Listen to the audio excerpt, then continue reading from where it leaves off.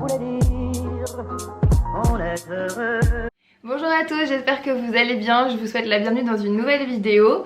Je vous retrouve aujourd'hui pour vous parler de mon premier trimestre de grossesse parce que pour ceux qui ne le savent pas, j'attends mon premier enfant, voilà, et là je viens juste d'entamer le deuxième trimestre, donc je me suis dit que ce serait intéressant de vous faire une vidéo sur le premier trimestre, même si on trouve 1000 vidéos de ce genre sur YouTube, chaque expérience est différente, donc du coup je voulais partager la mienne avec vous.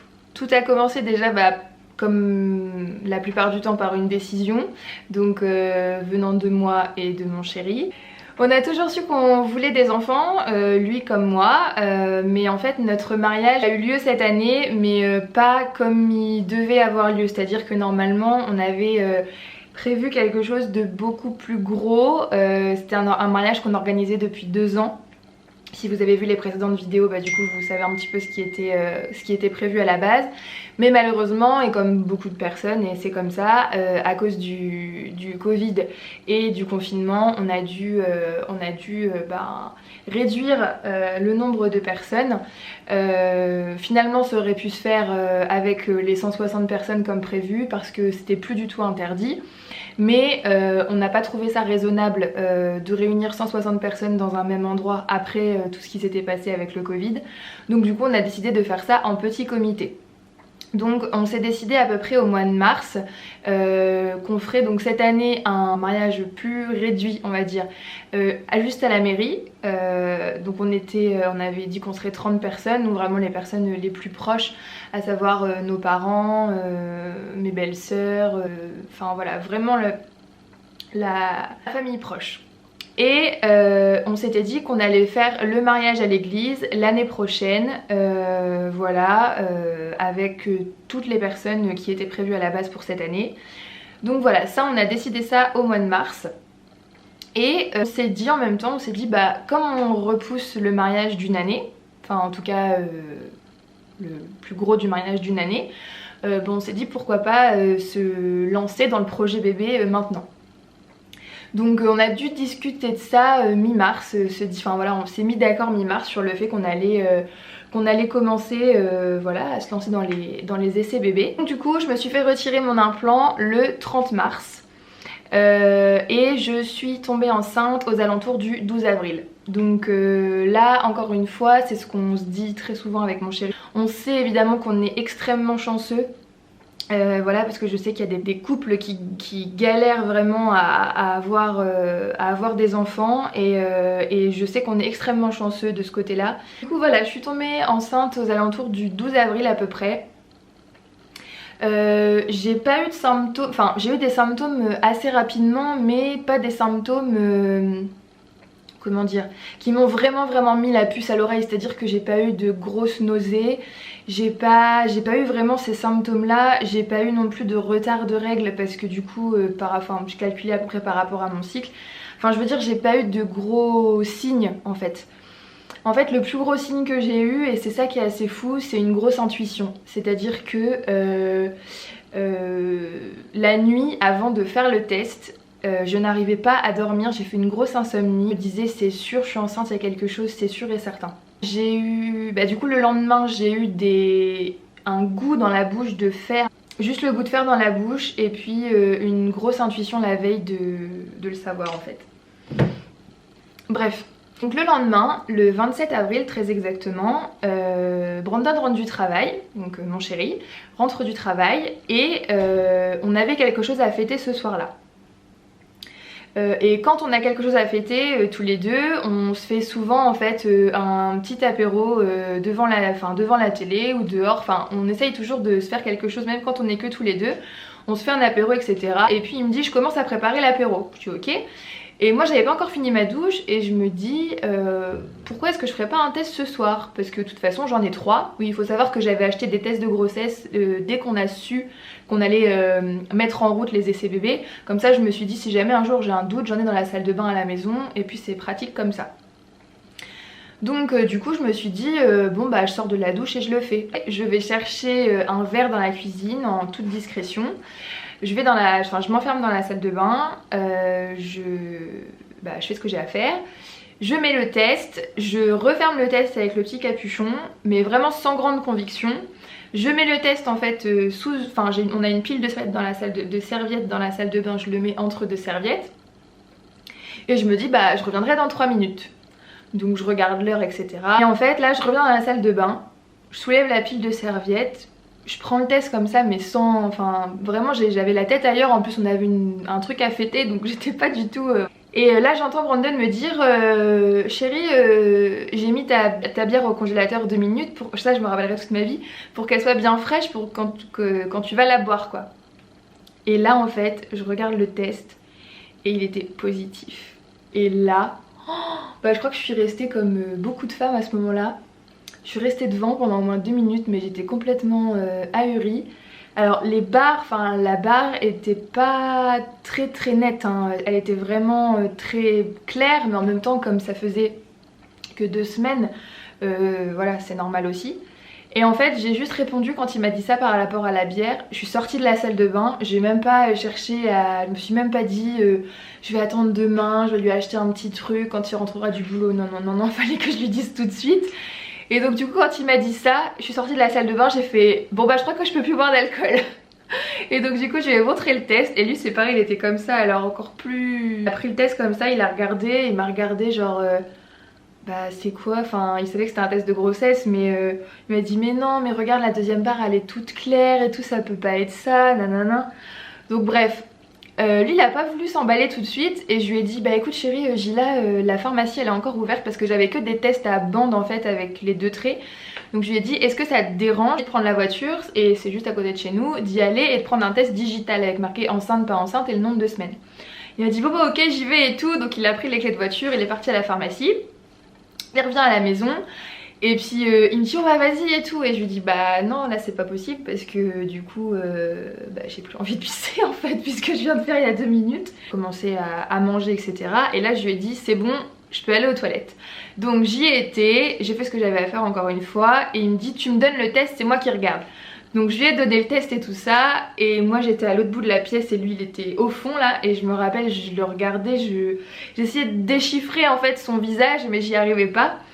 Et puis là il vient vers moi, il m'a dit c'est bon mon petit chat, on va être parents, on va avoir un bébé et tout. Il y avait marqué enceinte 1 à 2 semaines. Je vous mets les photos, je vous insère des photos là ou là je sais pas, parce que j'ai fait des photos des tests, le test avec les barres et le test enceinte 1 à 2 semaines aussi, donc je vous les insère. Donc voilà, du coup on était vraiment très contents. Moi j'ai pleuré comme une madeleine parce que voilà, on s'est dit au moins 5 fois mais qu'est-ce qu'on est chanceux parce que ça a été tellement vite. Et voilà, il m'a dit déjà et tout, enfin on était vraiment très contents. Et puis voilà, enfin après on a plané, on était sur un petit nuage pendant plusieurs jours. Alors comment ça s'est passé par la suite? Donc je dois dire que j'ai eu un premier trimestre qui s'est relativement bien passé. J'ai eu juste 2 semaines en fait qui ont été assez terribles pour moi parce que j'ai eu des grosses douleurs en fait dans le bas-ventre qui peuvent s'apparenter à des douleurs de règles mais puissance 1000. Mais vraiment enfin c'était atroce. Et en fait en discutant après avec mon médecin, elle m'a juste expliqué que, enfin même si je m'en doutais un peu, que c'était des étirements ligamentaires en fait, je sais pas si ça se dit, parce qu'effectivement il faut faire de la place pour accueillir ce petit être. Donc du coup tout ça s'étire et donc là j'ai eu, mais c'était vraiment 2 semaines atroces. J'avais à peu près 3 ou 4 crises dans la nuit, 3 ou 4 crises la journée et c'était vraiment c'était horrible. Petite précision, je ne travaillais plus à ce moment là, j'ai arrêté de travailler le 10 avril je crois. Donc du coup voilà, j'ai passé mon premier trimestre à la maison. Donc voilà, petite précision mais qui a toute son importance, parce que les crises que j'ai eues pendant 2 semaines, très sincèrement j'aurais pas pu les gérer au travail, mais vraiment pas. Parce qu'il fallait que je me plie en deux, il y a des fois où j'ai fini par terre sur le carrelage, enfin c'est arrivé une fois, puis crise de larmes et tout, gémissement, enfin vraiment c'était terrible. C'était même terrifiant pour Brandon parce que je me réveillais la nuit, comme je vous disais, en pleurant etc. Et lui le pauvre il savait pas trop quoi faire pour m'aider. Il n'y avait rien qui me soulageait, j'étais mal debout, assise, allongée, enfin c'était vraiment la catastrophe.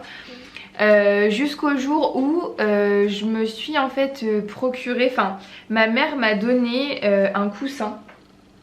Je vais aller vous le chercher. J'ai même pas envie d'ouvrir la boîte parce que ça me rappelle tellement de mauvais souvenirs et l'odeur elle est juste, enfin je la supporte plus.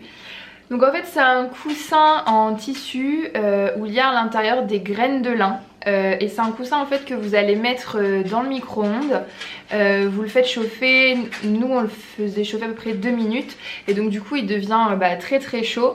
Et en fait je le mettais sur le bas de mon ventre. Et ça par contre ça m'a vraiment soulagée, ça m'a vraiment aidée. C'est à dire que les crises au lieu de durer 10 à 15 minutes et d'être très intense, ça durait 5 minutes et c'était beaucoup moins intense, c'était beaucoup plus supportable. Donc c'est un coussin qui se présente comme ceci. Bon après je pense que vous avez plusieurs. Oh putain l'odeur c'est une catastrophe. Oh vous avez plusieurs motifs je pense. Et donc du coup voilà, vous le pliez comme ça, vous le mettez dans le micro-ondes pendant 2 minutes, enfin même plus ou moins, ça dépend de la chaleur que vous souhaitez. Je pense que c'est quand même bien de le faire chauffer assez longtemps pour qu'il soit bien chaud, pour que ça calme bien les crises. Et donc du coup voilà en fait c'est des graines de lin à l'intérieur. Et donc voilà, moi ça m'a beaucoup aidé. Je vous mettrai le site en barre d'infos parce que je crois que c'est marqué. Ça s'appelle Coussins Zénitude. Voilà, donc je vous mettrai le lien. Je sais pas du tout combien ça coûte, j'ai même pas été voir. Mais voilà, en tout cas moi ça m'a vraiment aidé. Donc si vous avez ce genre de douleur, c'est pareil, normalement c'est aussi fait pour si vous avez des douleurs au niveau du dos ou ce genre de choses. Ça fait très bien l'affaire aussi. Donc voilà, ça c'était pour la partie vraiment pas sympathique du tout du premier trimestre. À part ça, tout s'est plutôt bien passé. J'ai pas eu de grosses douleurs. Après voilà, ça me tirait au niveau du ventre en fait. Mais ça c'est complètement normal, c'est que la nature est bien faite et le corps commence à faire son travail pour accueillir le bébé. Donc du coup voilà, il n'y a rien... À part ça, il n'y a rien eu de fou.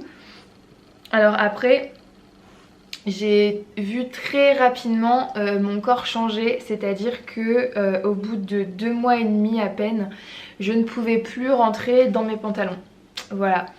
Donc non pas parce que j'ai pris beaucoup de poids pendant le premier trimestre, parce que j'ai pris 3 kilos pour le premier trimestre. Donc ça fait 1 kilo par mois.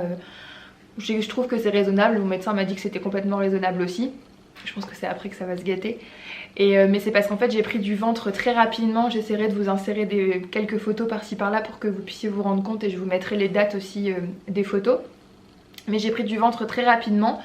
J'ai eu aussi très rapidement beaucoup de poitrine. Tout est relatif. Mais pour moi c'était beaucoup parce que j'ai pas une grosse poitrine à la base. Et là du coup elle s'est développée très vite. Et puis c'était aussi très douloureux. Ça c'est vraiment pas un mythe hein. Celles qui n'ont pas de douleur au niveau de la poitrine pendant la grossesse, elles ont beaucoup de chance. Moi c'est pas mon cas, j'ai vraiment ça tire, c'est très douloureux, c'est très sensible. Les premières douleurs que j'ai eues, elles étaient vraiment très intenses. Genre dans la douche ça me faisait mal, l'eau sur ma poitrine ça me faisait mal, alors que le jet quoi. Mais ça c'est pareil, ça a pas duré très longtemps. C'est toujours un petit peu douloureux mais c'est pas non plus c'est supportable, largement supportable. Donc voilà, sinon qu'est-ce que je peux vous dire en termes de symptômes? Après j'allais beaucoup aux toilettes.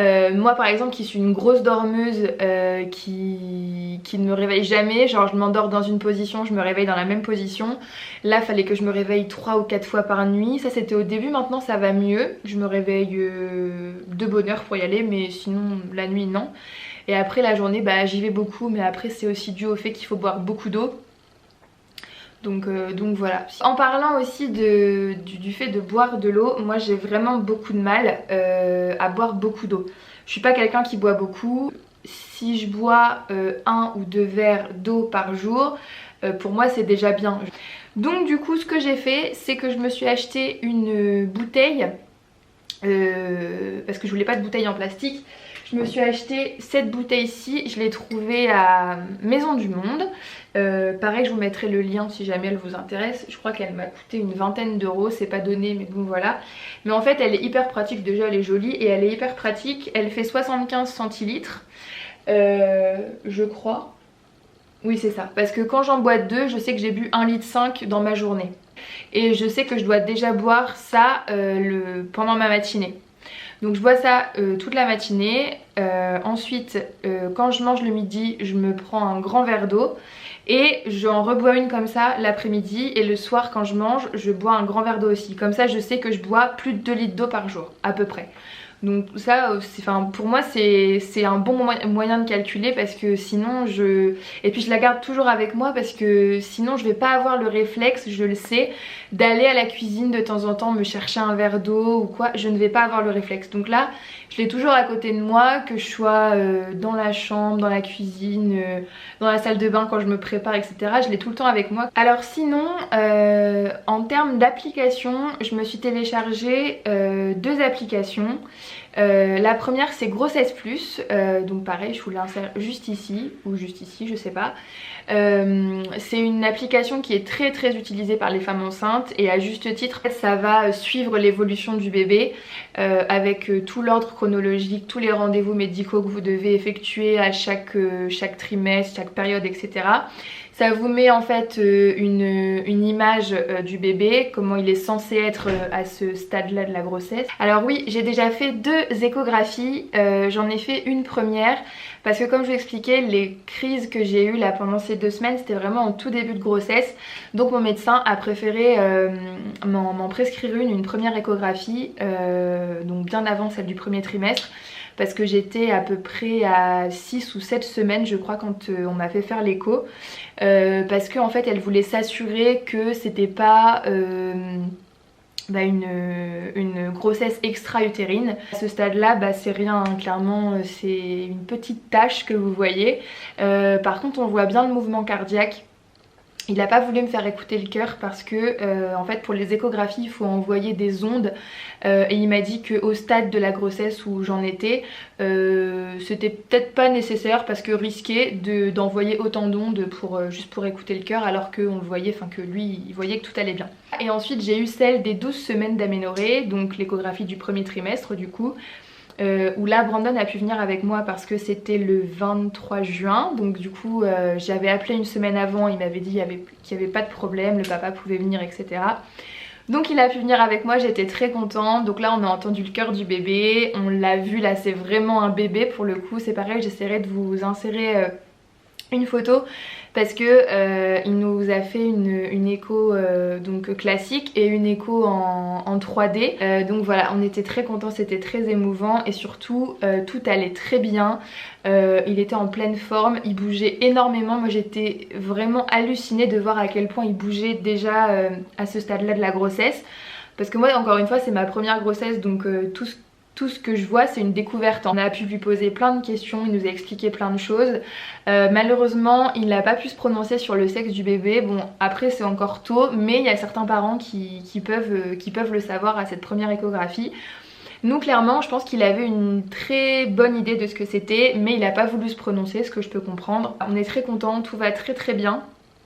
Ça l'échographie c'est vraiment un moment assez unique pour un premier. En plus je trouve que c'est une découverte, c'est magnifique, le cœur et tout, le voir gigoter dans tous les sens, enfin franchement c'est trop mignon. Je pense que là la prochaine échographie, donc l'échographie du 2e trimestre qui aura lieu le 2 septembre, c'est l'échographie morpho, donc là ils vont tout regarder, le cerveau, le cœur, tout le système digestif, les os, enfin voilà, je sais que c'est vraiment très complet, c'est la plus complète et la plus longue des échographies.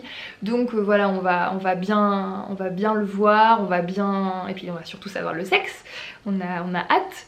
Pour ce qui est un petit peu médical de mon côté, moi j'ai des antécédents en fait cardiaque. J'ai eu une malformation cardiaque quand j'étais enfant. Ce serait assez compliqué à vous expliquer. J'ai été opérée du cœur quand j'étais toute petite, j'avais quelques mois, je me rappelle plus exactement.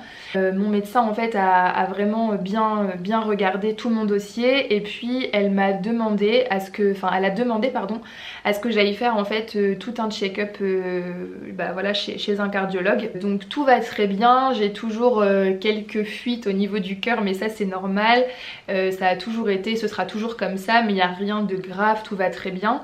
Donc là elle a juste regardé mon cœur à moi mais tout est ok. Après on sait voilà que notre bébé a plus de risques qu'un autre d'avoir une malformation cardiaque, mais c'est pas énorme, c'est enfin voilà, un bébé qui a des parents qui n'a pas d'antécédents va avoir 1% de chance entre guillemets d'avoir une malformation cardiaque. Nous on a plutôt 4% de chance. Donc moi je m'alarme pas du tout là-dessus, on est très bien suivi, mon médecin il est génial, enfin elle est géniale.